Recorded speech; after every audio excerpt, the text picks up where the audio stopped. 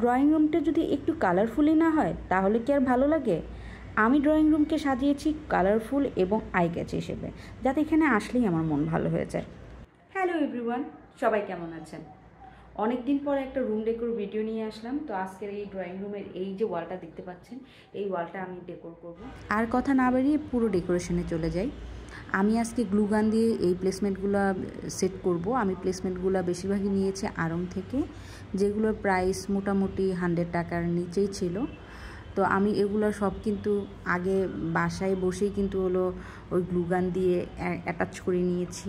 এর আগে কিন্তু আমাকে ওই যে নকশা করতে হয়েছে যে কোনটা কোথায় লাগাবো বা কোন জায়গায় সেট করলে ভালো হবে, অ্যালাইনমেন্ট সব কিছু ঠিক করতে অনেকটা টাইম আমার লেগে গেছে। তো তারপর হচ্ছে যেহেতু এটা আমি একাই করছিলাম, সেজন্য হচ্ছে বাঁকা হচ্ছে কি না, ঠিকভাবে লাগছে কি না, এটা নিয়ে আমার প্রচুর টেনশন ছিল। তো আমি দেখতেই পাচ্ছেন বারবার আমি দেখে নিচ্ছিলাম যে ঠিক জায়গায় লাগছে কিনা, দূরত্ব সবগুলো ঠিক আছে কিনা। আমি ফর সেফটি বারবার হচ্ছে ট্যাপ করে নিচ্ছিলাম যে পড়ে যাতে না যায়, কারণ গ্লু গানের স্টিক আমার কাছে মাত্র একটা ছিল। তো এই যে দেখেন, এটা আমি এত কষ্ট করে লাগালাম, এটা আবার ঠুস করে খুলে আমার হাতের উপরে পড়ে।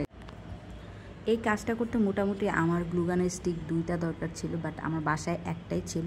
তো একটা দিয়ে আমি জোড়া তালি দিয়ে যেভাবে লাগানো যায় সেভাবে লাগানো ট্রাই করছি আর কি।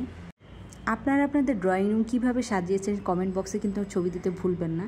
আমিও দেখতে চাই আপনারা কত সুন্দর করে আপনাদের ড্রয়িং রুম সাজিয়েছেন বা বাসা সাজিয়েছেন।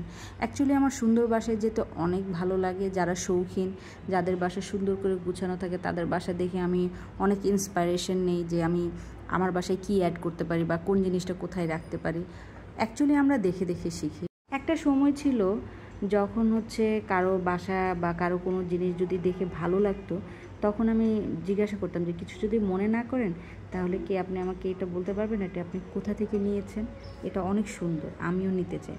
তো দেখা যেত অনেকেই হচ্ছে শেয়ার করতে চাইতো না কোথা থেকে নিয়েছে বা ডিটেলস বলতে চাইতো না। বাট এখন তো যুগ অনেক এগিয়ে গিয়েছে, যেমন হচ্ছে অনেকেই ভিডিও বানিয়ে ছাড়ছে কোথা থেকে নিয়েছে, বা কাউকে যদি এইভাবে কমপ্লিমেন্ট করে বলা হয় যে আপনি এটা কোথা থেকে নিয়েছেন, তারা খুশি হয়, খুশি হয়ে শেয়ার করে। সময় বদলে গেছে, আমরা আরও অনেক ব্রড মাইন্ডেড হয়েছি। তো আপনাদের যদি কোনো কিছু জানার থাকে তাহলে কিন্তু অবশ্যই কমেন্ট সেকশনে জানাবেন এবং সাজেশন দেওয়ার থাকলে দিবেন। I want to improve myself.